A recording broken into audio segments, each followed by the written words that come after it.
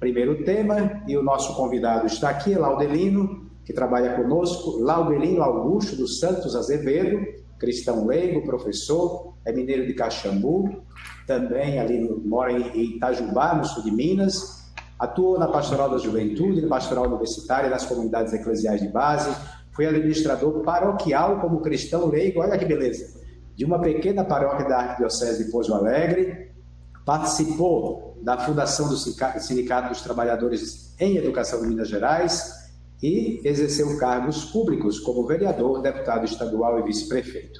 Foi presidente do CNLB, do Conselho Nacional de Leigos, atualmente é o assessor da Comissão Episcopal para o Laicato da CNBB, portanto trabalha conosco aqui, um leigo muito bem preparado e engajado na sociedade, e um leigo que conhece os documentos da igreja, os padres não achem ruim, né? Mas mais do que muitos de nós padres. Muito bem-vindo, Laudelino, obrigado pela sua participação neste momento importante da Igreja do Brasil, através das famílias e dos leigos também. A palavra é sua.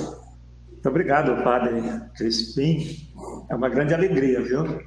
Como é bom, como é agradável, irmãos unidos, viverem juntos, assim nos ensina o Salmo, não é mesmo? Não estamos presencialmente, fisicamente, mas estamos na presença espiritualmente, né? Com a graça de Deus que nos reúne e que nos faz ativos nesse momento. Então, saúdo a todos e todas aí nas pessoas do Luiz e da Kátia. A gente sempre se encontra nas reuniões aí da Assembleia Eclesial, né, da América Latina e do Caribe. E também cumprimento a todos das pastorais, né, da Comissão Episcopal Pastoral Vida e Família, também lá do Dicastério Leigos, Família e Vida, né, o Padre Alexandre, trabalhamos juntos há muito tempo.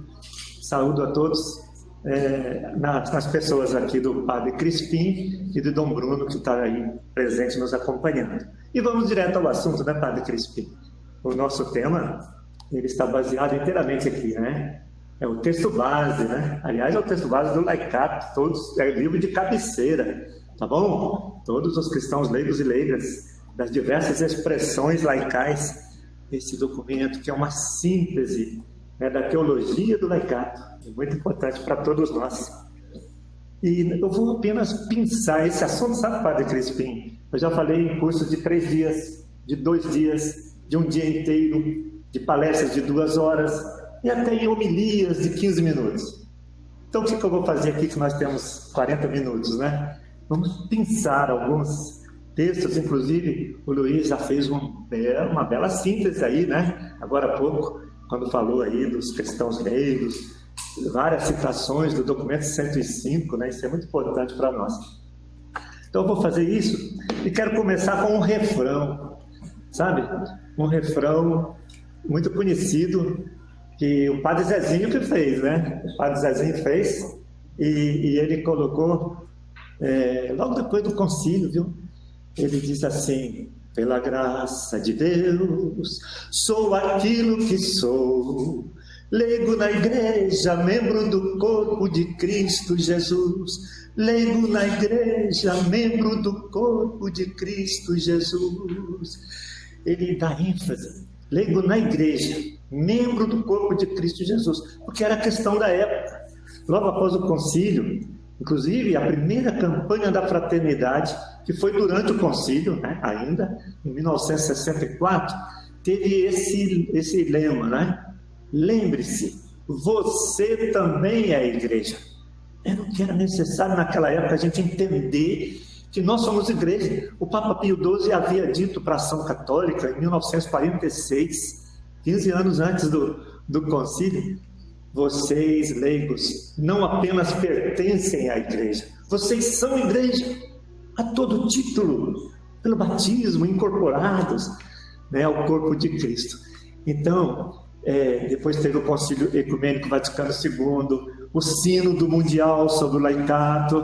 São João Paulo II escreveu aquela exortação, que também é livro de cabeceira nosso, né, a Christi Fidelis Laici, né? Depois teve os encontros, as conferências do CELAM, na América Latina e no Caribe, os documentos da CNBB, inclusive os 62, olha aí, Missão e Ministério dos Cristãos Leigos e Leigas, E, ultimamente, em 2016, o 105, que nos deu a consciência, né, de que nós não somos apenas leigos na igreja, mas que o nosso campo próprio é o mundo, né? Cristãos leigos e leigas na igreja e na sociedade. São Paulo VI, ele já tinha afirmado com todas as letras, né, na exortação Evangelho Nunciandi, o campo próprio dos leigos é o vasto e complexo mundo, né, da política, da economia, da ciência, das artes, da comunicação, o mundo do amor, da família, né, do sofrimento também. Esse mundo é o mundo, é o dia a dia da humanidade.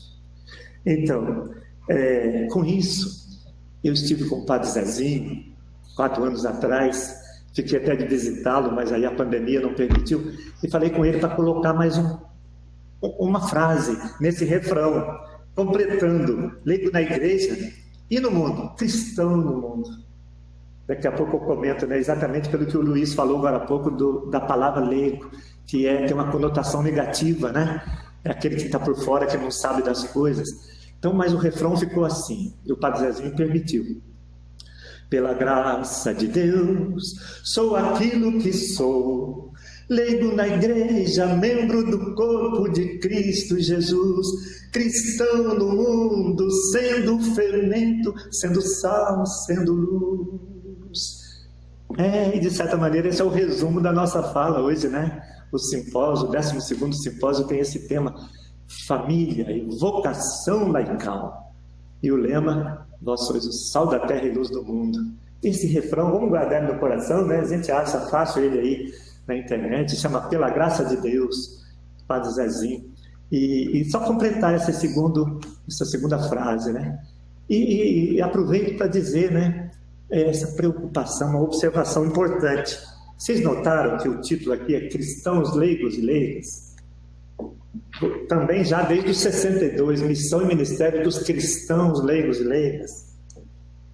A exortação Christi Fidelis Laici demorou um pouco para sair, porque o Santo Padre, o Papa João Paulo II, na época, ele fez uma pesquisa no mundo inteiro para ver uma palavra que fosse mais positiva. Mas, olha, na verdade, leigo é uma palavra positiva, sabe? É positiva. Significa membro do povo de Deus. Pelo batismo, né, somos incorporados a Cristo. Como diz aqui no documento Lumen Gentium 31, esse texto está citado aqui no 105, olha lá, no item 109. Anotem aí, viu? Você que está aí nos acompanhando, anote os números. 109. Diz assim: a partir da concepção eclesiológica da comunhão, o Concílio Vaticano II definiu o cristão leigo de maneira positiva e afirmou a sua plena incorporação à Igreja e ao seu mistério. Abre aspas. Estes fiéis, os leigos, estes fiéis foram incorporados a Cristo pelo batismo, constituídos povo de Deus e a seu modo, né, feitos partícipes do mundo sacerdotal, profético e régio de Cristo, pelo que exercem sua parte na missão de todo o povo cristão, na igreja e no mundo. Do concílio para cá, todos os documentos sempre frisam: na igreja e no mundo, na igreja e na sociedade. É o nosso campo próprio, é isso?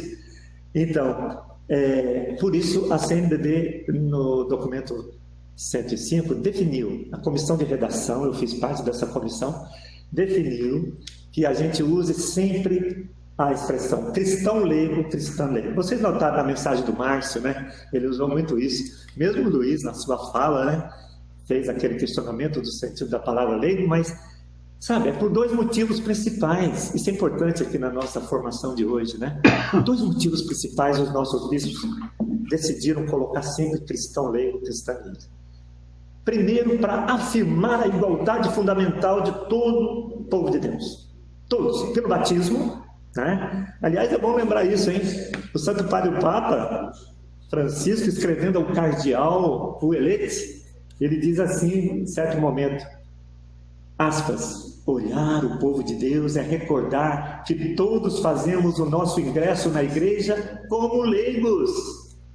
Ninguém foi batizado sacerdote nem bispo. Batizaram-nos leigos. Laós, incorporados a Cristo. O Luiz, agora há pouco, falava sobre isso, né? E depois de batizados, todos somos cristãos leigos e leigos, é que se escolhe uma vocação, se atende a um chamado de Deus para uma vida consagrada, né, no mundo, nos institutos seculares, ou uma vida religiosa ativa, ou contemplativa, né, também, ou o diaconato, um chamado já por ministério ordenado, diácono, ou presbítero. Entre os presbíteros se escolhe aqueles que serão os episcopos, né, os bispos. Então, o cristão, pelo batismo, vai ser um cristão consagrado, um cristão religioso, religiosa, uma cristã religiosa, um cristão diácono, um cristão presbítero, um cristão bispo. Dentre eles, inclusive, o cristão bispo de Roma, nosso amado Papa. Está vendo? Para os cristãos leigos, há essa proposta, né, de se usar sempre cristão leigo. Para os demais não precisa, porque todos conhecem, não é mesmo? Muito bem. Vamos lá. O nosso tema é família e vocação laical, dentro da dinâmica da formação, né? Também a grande preocupação da Comissão para a Vida em Família. E nós queremos fazer alguns itens. Qual o foco desse documento? Qual o foco? O que os nossos bispos quiseram mostrar para nós? Pega aí o número 10. Anota aí o número 10. No número 10, os bispos dizem assim, vou ler no documento. O presente documento tem como perspectiva a afirmação dos cristãos leigos e leigas como verdadeiros sujeitos eclesiais. É uma expressão, inclusive, de Aparecida, viu, gente? Está lá no documento de Aparecida 497. Que o Papa está nos pedindo agora para resgatar, para retomar o documento de Aparecida, né? Que atualiza todo o processo, né, do Concílio Ecumênico Vaticano II. E eles continuam no item 10. Pretende-se animar a todos os cristãos leigos e leigas a compreenderem a sua própria vocação e missão e atuarem como verdadeiros sujeitos eclesiais nas diversas realidades em que se encontram inseridos, reconhecendo o valor de seus trabalhos na igreja e no mundo. Então, o foco desse documento é afirmar, aos nossos bispos dizendo, né? Afirmar os cristãos leigos e leigas como verdadeiros sujeitos eclesiais. Aí a gente vai lá, anotem aí o número, 119. O 119, o cristão leigo como sujeito eclesial. É o foco. Né? Vejam bem, o cristão leigo é verdadeiro sujeito eclesial mediante sua dignidade de batizado. Volta aí o batismo, né? Que nos incorpora ao corpo de Cristo, nos faz membros do povo de Deus. Vivendo fielmente sua condição de filho de Deus na fé, aberto ao diálogo, à colaboração e à corresponsabilidade com os pastores. Está vendo? Mas na frente vai dizer, ser sujeito eclesial significa ser maduro na fé, testemunhar amor à igreja, servir os irmãos e irmãs, permanecer no seguimento de Jesus, na escuta obediente à inspiração do Espírito Santo e ter coragem, criatividade e ousadia para dar testemunho de Cristo. Está vendo? Vamos pular aí para o 124. O 124 vai dizer, né? O cristão leigo, e a cristã leiga, certamente, é verdadeiro sujeito na medida em que cresce na consciência de sua dignidade de batizado. Assume de maneira pessoal e livre as interpelações de sua fé. Abre-se de maneira integrada às relações fundamentais com Deus, com o mundo, consigo mesmo e com os outros, e contribui efetivamente na humanização do mundo, rumo a um futuro em que Deus seja tudo em todos. Então, esse item já dava para passar o dia, né, gente? Aprofundando, né? Essas relações fundamentais com Deus, né? Com o mundo, com a casa comum, consigo mesmo e com os irmãos e irmãs, né? E contribuindo para a humanização do mundo. O Papa está numa empreitada pelo novo humanismo, como a humanidade está precisando, né? E somos nós, cristãos leigos, que estamos nas pontas, na linha de frente, né? O documento de Santo Domingo fala que nós somos protagonistas, proto-agon, na linha de frente, né? Ativos, estamos na linha de frente dessa grande batalha, né? Da evangelização, da revelação do reino de Deus já presente, mas ainda não na totalidade, mas já está. Jesus disse: convertam-se, o reino está no meio de vós, né? Vamos para o número 127, logo a seguida. Eu escolhi esse número porque ele vai falar exatamente do que o Márcio dizia agora há pouco, do organismo de comunhão, que congrega, articula o laicado, né? O processo de autonomia, de ação e organização do laicado se realiza no interior da comunidade eclesial e, portanto, na comunhão com os demais membros e seus pastores. Está vendo? Organização do laicado na comunhão com os demais membros, né? Institutos seculares, CRB, os religiosos, CNB, os diáconos, CNP, os presbíteros, CNBB, os bispos, né? Aí diz assim: a propósito, o documento de Santo Domingo recomenda, aspas, promover os conselhos de leigos em plena comunhão com os pastores e adequada autonomia, como lugares de encontro, diálogo e serviço, que contribuam para o fortalecimento da unidade, da espiritualidade e organização do laicado. Agora há pouco o Márcio já fez um histórico rápido aí do CNLB, né? Primeiro foi a CNBB, 70 anos, né? Estamos comemorando esse ano. Vai ter um seminário em julho sobre os 70 anos da CNBB. Em outubro, 14 de outubro é o dia, né? 70 anos, que bênção, né? Em 55 foi a fundação da CRB, Conferência dos Religiosos do Brasil. E depois vieram os demais, né? A Comissão Nacional de Presbíteros, a Comissão Nacional dos Diáconos, a Conferência Nacional dos Institutos Seculares, fez 50 anos no ano passado, e o CNLB, que vai fazer 50 anos daqui a 3 anos, né, em 2025. E eu queria lembrar, né, o Márcio falou daquelas entidades laicais que fundaram o CNLB, e entre elas o Movimento Familiar Cristão, que teve o primeiro presidente do CNLB. O primeiro presidente foi o saudoso Hélio Amorim, né? Oh, puxa vida, que saudade, 3, 4 anos atrás ele faleceu.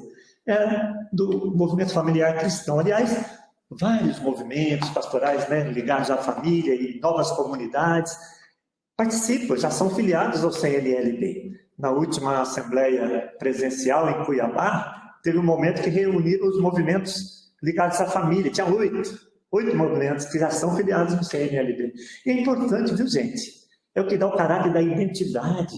Quando se reúne a Assembleia dos Organismos do Povo de Deus, e esse ano vai ter a 10ª Assembleia, no mês de outubro, quem representa o laicado? É o organismo de comunhão, né? Que articula, que dá formação, que representa os cristãos leigos e leigas. Então, aí a importância dessa filiação ao conselho. E concluindo essa primeira item, né, do foco, pega aí o número 132. É uma pérola. Eu sempre digo, né, que tem pérolas nesse documento. Uma delas é o 132. Uma definição positiva, proativa dos cristãos leigos e leigas. Eu vou ler. Aspas. O cristão, sujeito na igreja e no mundo, é discípulo missionário, seguidor e testemunha de Jesus Cristo. É o cristão maduro na fé, que experimentou o encontro pessoal com Jesus Cristo e se dispôs a segui-lo com todas as consequências dessa escolha. Tem muita consequência, viu? Acolher e assumir Jesus, esse encontro pessoal, tem muitas consequências, inclusive a perseguição, como disse o próprio Jesus, né? É o cristão que adere ao projeto do Mestre. Qual é o projeto do Mestre? Eu vim para que todos tenham vida e tenham vida plena, em abundância. É por isso que nós defendemos, né, a vida desde a concepção até o seu fim natural, não é? A favor da vida. Não é simplesmente ser contra aborto, né, que temos que ser. Somos, porque somos a favor da vida, mas também somos a favor da vida de quem nasce, da criança, né, da família, do trabalho para se manter a família, das condições básicas de saúde, de alimentação, de educação, de lazer, né, até o seu fim natural.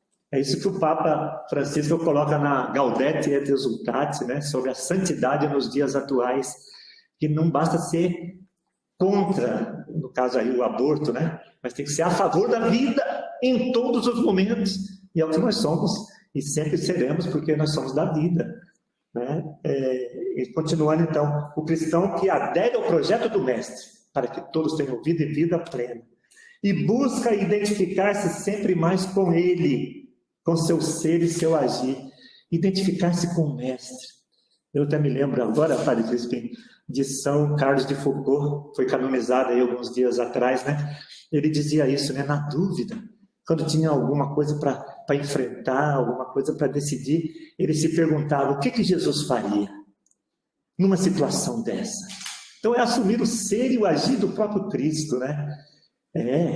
Como Jesus agiu diante dos pobres, como ele agiu diante das autoridades, como ele agiu diante do poder político e religioso da sua época, como ele agiu diante das mulheres, como ele reagiu diante dos doentes, né, do poder estabelecido.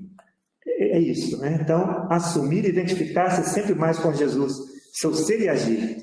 É o cristão que se coloca na escuta do Espírito e se percebe enviado à edificação da comunidade e à transformação do mundo como lugar do reino de Deus, já iniciado até a consumação definitiva. Tá vendo, gente? Dava para ficar o dia todo só nesse item também, né? Mas vamos em frente. O documento nos traz duas ênfases. Já falei do foco, né? Todos nós sujeitos eclesiais, agora as duas ênfases. Quais são as duas ênfases? Pega lá no número 5, lá no início do documento, número 5.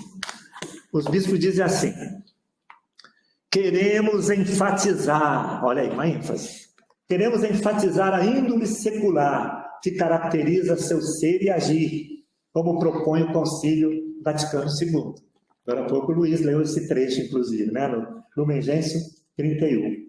Aspas. O caráter secular caracteriza os leigos.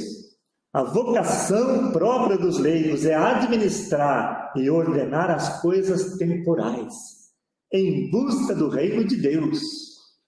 Vivem, pois, no mundo, isto é, em todas as profissões e trabalhos, nas condições comuns da vida familiar e social, que constituem a trama da existência. Gente, eu fico emocionado com esse termo, né? Sempre me tocou muito no coração. A trama da existência.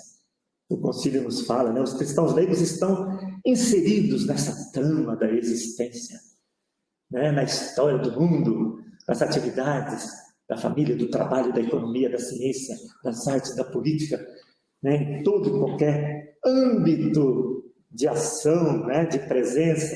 E aí continua o Lumen Gentium. São aí, no mundo, chamados por Deus como leigos, como membros do corpo, como incorporados pelo batismo, né?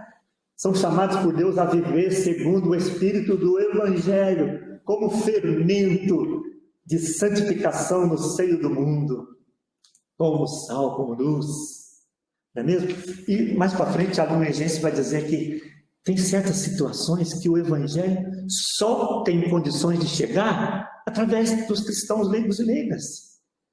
São situações que é nós que estamos ali, a imensa maioria do povo de Deus, como lembra o Papa Francisco, na família, no trabalho, na fábrica, lá na Câmara Municipal, lá no Congresso, lá no Supremo, né, lá no Fórum da Justiça. Quem que está ali que deve levar o Evangelho, o fermento do Evangelho? Somos nós, cristãos leigos e leigos, está vendo? Nossa missão muito importante, né? E no número 6 vai ter uma frase aí da Evangelho Nunciante, do Papa, hoje, São Paulo VI, dizendo, né? O campo próprio dos cristãos leigos e leigas é o vasto e complexo mundo da ciência, das artes, da política, da economia, como também vai dizer, né? O amor, a família, a educação das crianças, né? O trabalho profissional e até o sofrimento. E aí vem a segunda ênfase, número 7, anote, número 7. Além da índole secular, queremos enfatizar, em consonância com o documento de Aparecida, que os leigos também são chamados a participar na ação pastoral da igreja.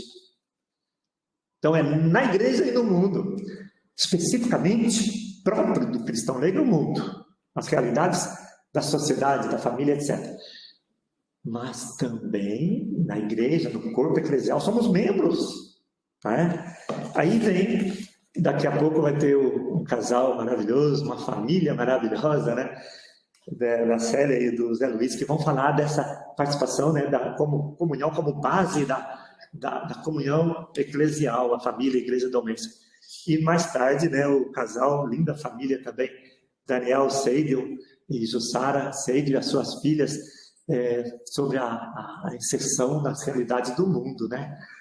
Então, são as duas ênfases que vocês escolheram muito bem para hoje serem aprofundadas e ter exemplos, ter partilha de testemunhos, não é mesmo? Então, essas ênfases, olha só que beleza, vocês vão ver, nós vamos ver, que a família está como interface, tanto na relação com o mundo, como na relação com a própria igreja, não é? Olha aí no número 100 e... deixa eu ver aqui para não esquecer nenhum. 136 seguintes. 136 seguintes. Anotem, é importante depois rever, né? Âmbitos de comunhão eclesial e atuação do leigo como sujeito. São os âmbitos eclesiais, dentro do corpo eclesial. Primeiro deles, família. Olha aí, gente. A família é o âmbito não só da geração, mas também do acolhimento da vida que chega como um presente de Deus. Aliás, eu queria lembrar aqui, viu? Esse documento 105, ele foi votado e aprovado poucos dias depois da publicação da Amoris Laetitia. Graças a Deus que deu tempo de entrar aqui algumas citações, né? Porque não tinha nenhuma citação, não tinha esse documento ainda. Mas, assim, no último momento que podia apresentar a emenda, o nosso caríssimo Dom Ricardo Reppers, né, hoje presidente da comissão, ele enviou emendas. Então tem umas 8, 10 citações do documento, né, da exortação Amoris Laetitia, ainda no texto da 105. Que benção, né? Então tá aí, a família como primeiro âmbito eclesial, a igreja doméstica. Depois vai falar, né, de outros âmbitos, da paróquia, das comunidades eclesiais, os conselhos pastorais, assembleias, né? As comunidades eclesiais de base, as pequenas comunidades, os movimentos eclesiais, associações de fiéis, novas comunidades, etc. Âmbitos do corpo eclesial. E na questão da índole secular, né, da presença e ação no mundo, nós temos, vamos começar lá no número 15. Esse aqui vai ser depois aprofundado, né, à tarde, mas vamos apenas dar alguns itens aqui. O 15, veja só como é que começa o 15. O mundo e a história da humanidade são o grande campo de amor, de ação do amor de Deus.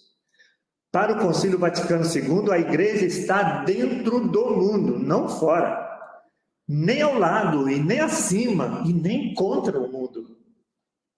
Está vendo? A igreja está no mundo. Depois a gente vai lá no 241. Não, aliás, antes passa no 78. 78. Se a igreja está presente no mundo, né? Vamos lembrar de algo importante que o próprio Jesus lembrou na sua oração sacerdotal, né? Que nós estamos no mundo, mas não somos do mundo. Mas devemos permanecer no mundo, né? Ô Pai, eu não peço que o Senhor os tire do mundo, mas que eles sejam guardados, protegidos, né? Mas que atuem na transformação do mundo, porque Deus amou tanto o mundo que enviou seu Filho para salvar o mundo. E depois Jesus vai dizer para os discípulos e para nós hoje: como o Pai me enviou, eu também vos envio ao mundo, para salvar o mundo. Olha o que diz o 78. A igreja vive dentro deste mundo globalizado, interpelada a um permanente discernimento. O desafio do cristão será sempre viver no mundo sem ser do mundo, examinar tudo e ficar com o que é bom. Sua missão, a missão da igreja, especialmente dos cristãos leigos e leigas, sua missão é construir o tempo presente na perspectiva do reino que está entre nós, que já está entre nós, mas que permanece sempre, né, um há de vir, com a graça, como graça que não se esgota em nenhuma das condições históricas, das conjunturas históricas. Que bonito, hein, gente? Aí vamos lá no 241. 241 é quando começa a falar exatamente o agir dos cristãos leigos e leigas, né? A ação transformadora do cristão leigo no mundo. E vai dizer assim: o significado da relação entre igreja e o mundo vem de uma grandeza maior, que é o reino de Deus, do qual a igreja é germe e início, sinal e instrumento. Então, na relação igreja-mundo, aqui tem uma chave de leitura, viu? Importante. Relação igreja-mundo, o que dá significado é uma grandeza maior, é o reino de Deus. No 242 vai dizer isso. A igreja é chamada a ser sinal e promotora do reino de Deus. Né? Dom Bruno falou sobre isso agora há pouco. Para isso existe a igreja, para o reino de Deus, que Cristo glorificado, na força do Espírito, continua a realizar na história humana. E continua através do seu corpo místico, do seu corpo que é a igreja. Cristo é a cabeça e nós, os membros. Ministros ordenados, ministros que nos acompanham, que nos animam, né, que estão a serviço da nossa formação, para que a gente atue na revelação do reino de Deus na história. Tá vendo como é que é importante essa questão? Então, depois vamos o 242, logo a seguida, né? Como membros da igreja e verdadeiros sujeitos eclesiais, os cristãos leigos e leigas, a partir da sua conversão pessoal, tornam-se agentes transformadores da realidade. Tá vendo? E o 246, nosso amado Papa São João Paulo II, né? Na Christi Fidelis Est, ele vai dizer assim: quanto à inserção no mundo, ensina São João Paulo, aspas, ao descobrir e viver a própria vocação e missão, os fiéis leigos devem ser formados para aquela unidade de que está assinalada a sua própria situação de membros da igreja e de cidadãos da sociedade humana. Ao mesmo tempo, membros da igreja, cidadãos da sociedade humana. Também o documento de Aparecida afirma a construção da cidadania no sentido mais amplo e a construção de eclesialidade nos leigos é um só e único movimento. Que bom, né, gente? Durante tanto tempo a gente se separava, né? Na igreja vai ser igreja, depois saía dali, não tinha nada a ver. E é mesmo, o cidadão, o cristão e o cidadão. Agora há pouco foi lido esse texto, né? Não pode ser separado, tem que ser junto, não é mesmo? E depois vamos ali no 250, né? Que vai dizer, então, vai começar a falar da ação dos cristãos leigos e leigas nos areópagos modernos. Isso aí, a família Seidel, à tarde, eles vão dar esse testemunho aí. Eu queria só destacar o primeiro areópago, né? O areópago primordial da família.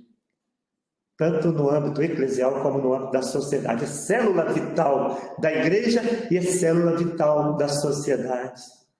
Até que Cristo seja tudo em todos. Né? Como diz aí o texto de São Paulo. Então, gente, tanta coisa bonita que a gente pode conversar. Deixa eu ver um pouquinho do horário aqui, que eu estou preocupado, mas vamos lá. O tempo, né, está a serviço também do nosso trabalho. Sabe, gente, eu queria dizer, quando a gente fala igreja, que igreja é essa, né? Vamos lá no 151. 151, texto maravilhoso, lá dos padres da igreja, dos primeiros tempos do cristianismo, né? A igreja é a imagem terrena da Santíssima Trindade, povo de Deus em relação ao Pai, corpo e esposa de Cristo em relação ao Filho, e templo vivo em relação ao Espírito Santo. Quando eu leio esse texto, dá vontade de fazer silêncio, de contemplar. É como se estivesse no Monte Tabor, né? Não pode ficar aí, né? Tem que pisar no chão, tem que encarnar como Cristo se encarnou. Aí vem o 152, é o Espírito Santo que encarna, né? Olha aí o 152.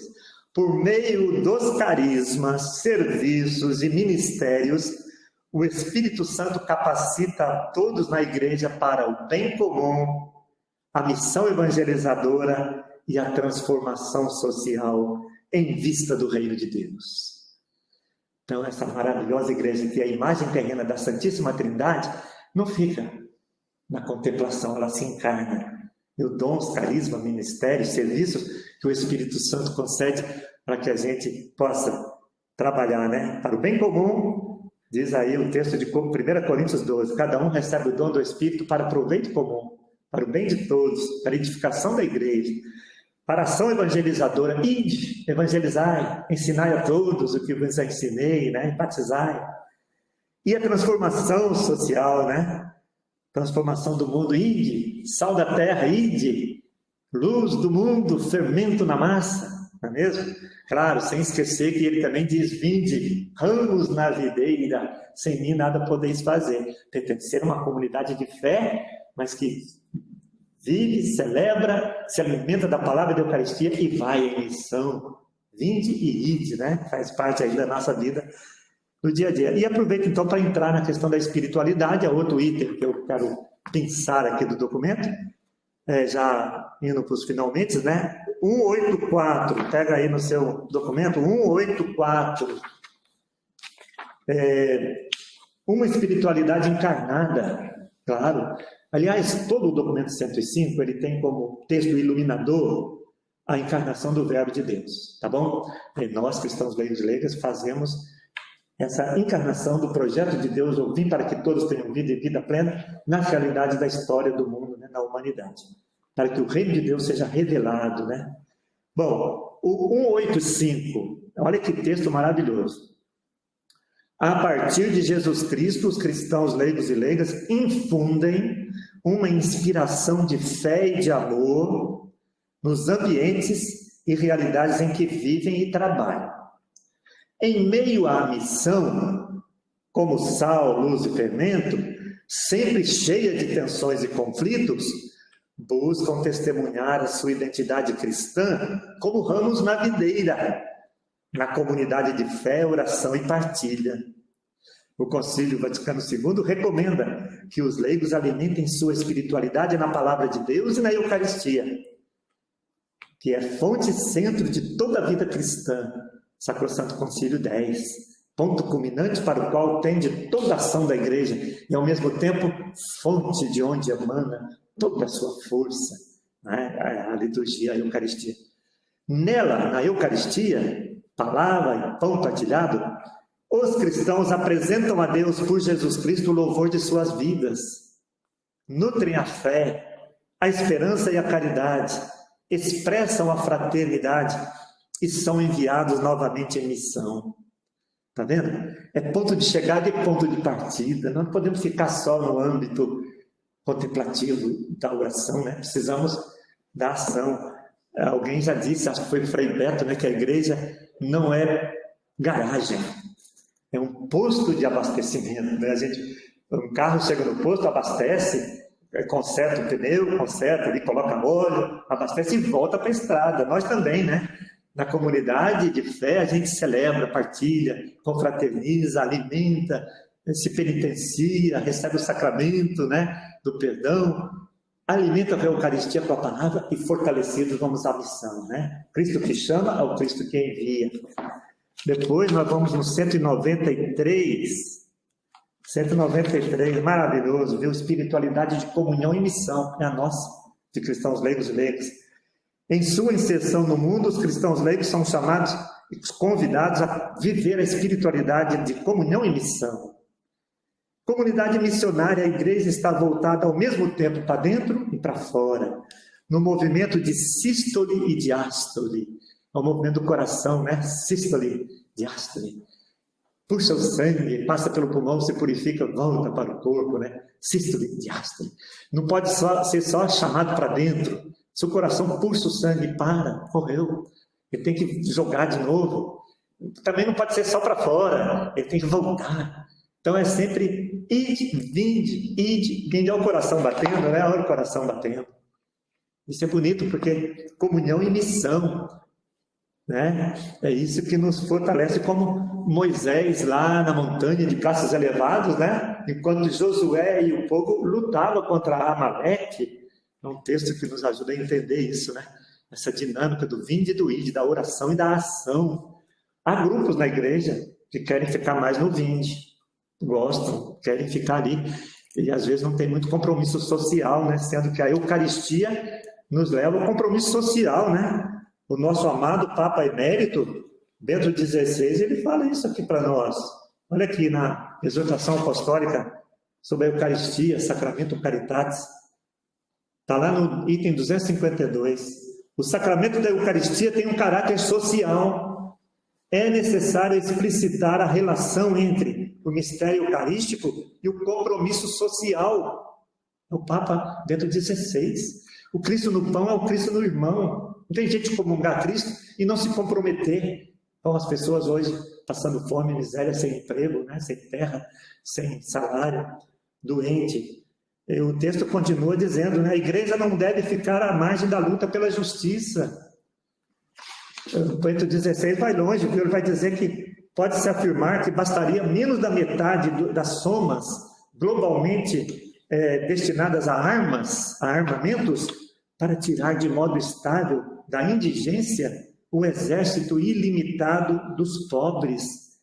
Isso interpela a nossa consciência, nos diz Bento XVI, né? Somos interpelados pela situação. Então, eu estava dizendo, não pode ficar só no 20, tem que ir para o ID. Temos também outros grupos que ficam só no ID, na ação, na mudança, na transformação, né? na revolução. Tá bom, mas precisa da oração, precisa se alimentar da mística, né? Precisa, né? da força do sacramento. Então, gente, é o vinde e o ide, tá bom? Não vamos esquecer disso, que é a nossa espiritualidade laicão.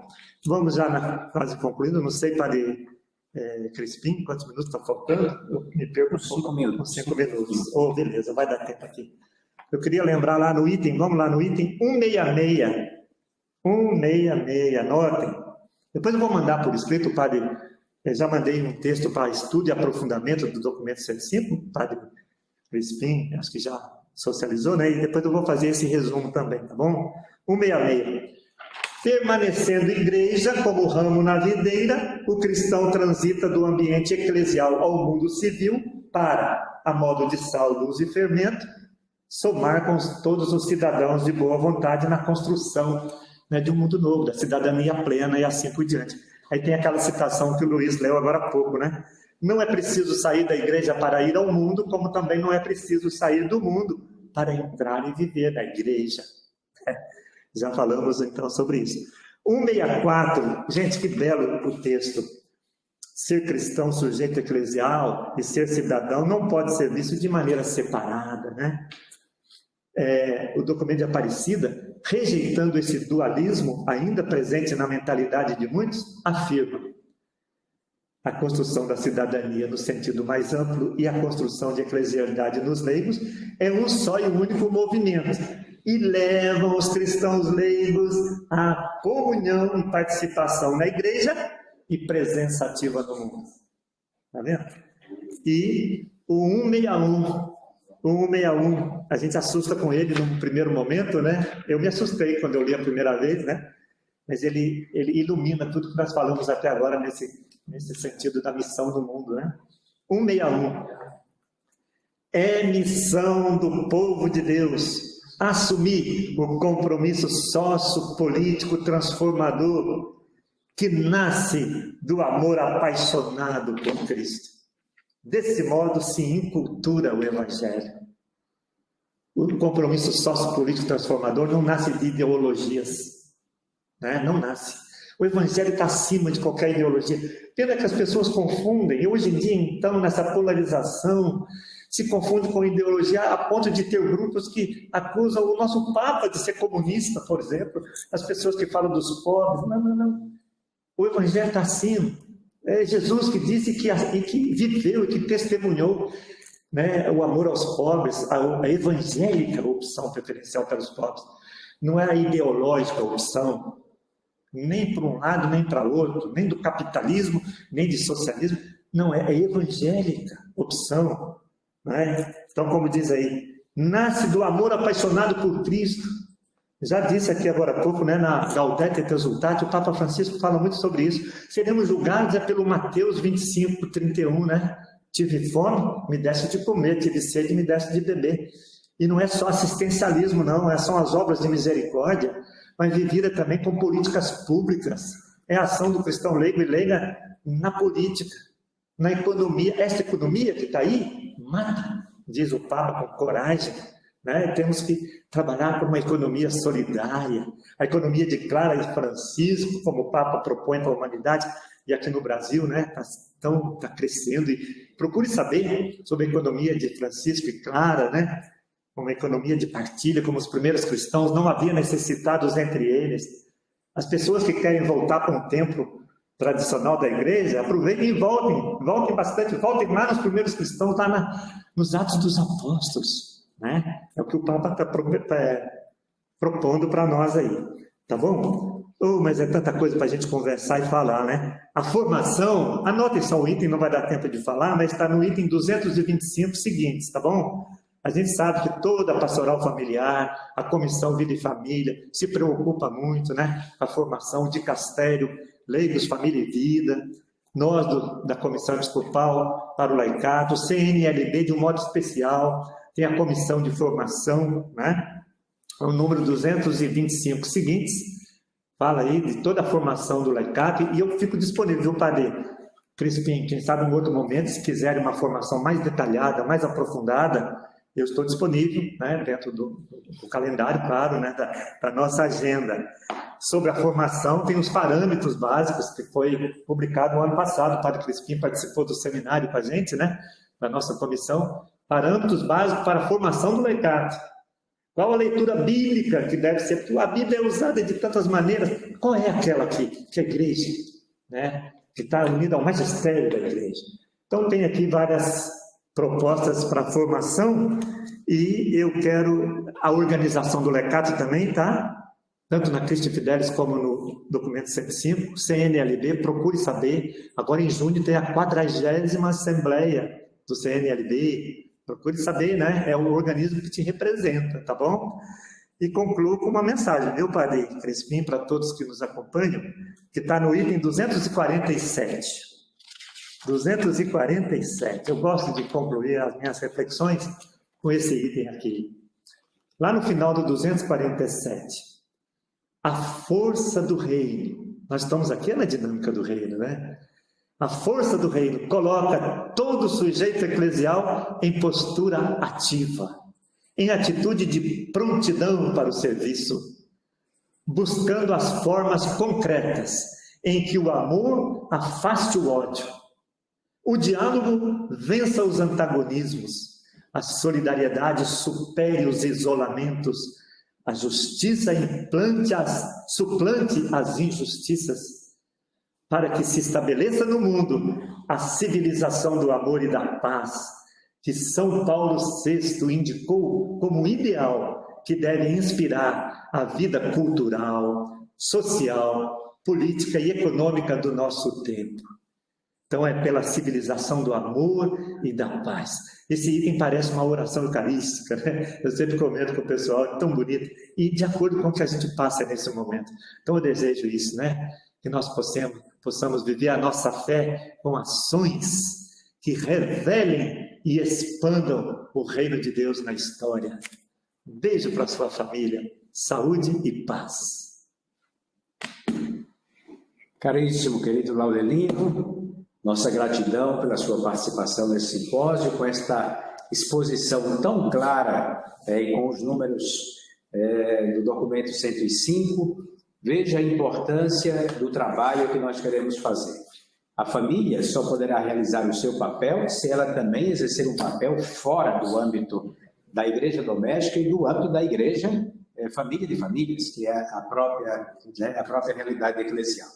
Se não exercemos, se não somos luz do mundo e sal da terra para além das nossas estruturas, o nosso papel fica comprometido. Acho que Laudelino traz aqui agora essa dinâmica bonita que o documento nos apresenta, para que, de fato, nós, como famílias, exerçamos um papel dentro de casa, obviamente, através da oração, através da vivência dos sacramentos, mas também que isso nos impulsione a vida missionária. E a primeira missão é transformar a realidade que nos circunda. Então, a nossa gratidão a você. Thomas, acho que tem algumas participações, vamos acompanhar. Depois nós teremos uma música e alguns vídeos.